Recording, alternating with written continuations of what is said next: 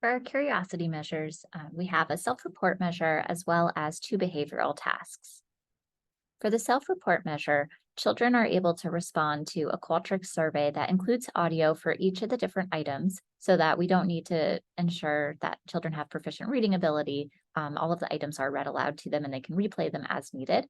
And then we use a graphical scale that shows both gestures and these blocks to indicate the different rating levels that children can choose. And oftentimes this is done on an iPad or a Chromebook with a touchscreen, but we found that children are pretty used to using computers these days and have no problem using the touchpad if needed to respond. We have several items that assess curiosity. The original scale had about 7 items. I think we're down to 5 items now, so it's a little quicker.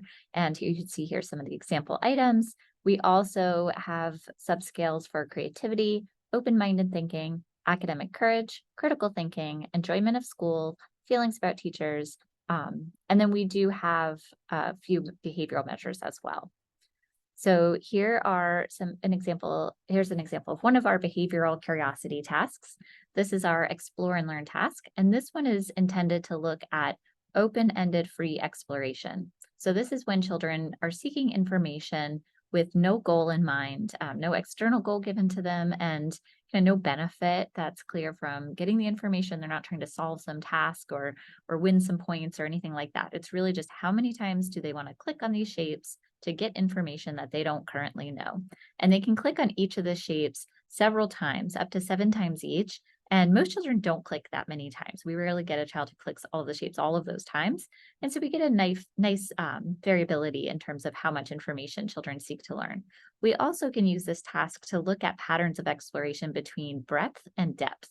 So whether children like to learn a little bit about a lot of different topics or whether they like to learn a lot about the same topic. And we have a pretty wide variety of topics that children are all pretty highly interested in here.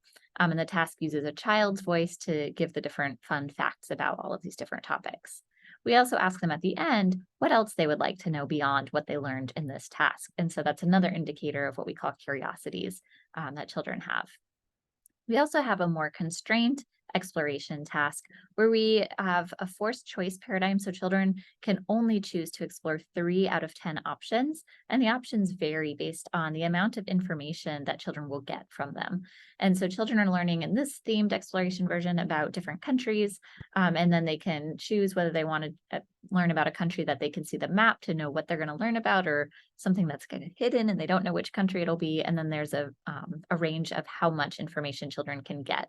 And we do get a good variability with this task as well in terms of children choosing kind of different levels of information that they want to find out, as well as choosing between the known and unknown countries that they'll learn about. To look at children's creativity and critical thinking, we use divergent thinking tasks. In some of these tasks, we look at kind of open-ended traditional measures where you ask children, for example, what are all the things you can think of that make a noise? Or what are all the things you can think of that are square-shaped? And from this, we're able to look at things like fluency, so like how many ideas can children come up with, as well as originality. So how many unique ideas do children think of that nobody else has thought of? We can also look at kind of the types of information. So like how many different categories of answers do children respond with? And then for our problem solving or critical thinking task, children use both divergent and convergent thinking to try to solve a mystery as a zoo detective. So in this game, there's a mystery animal and children can generate questions to try to figure out what kind of animal they are.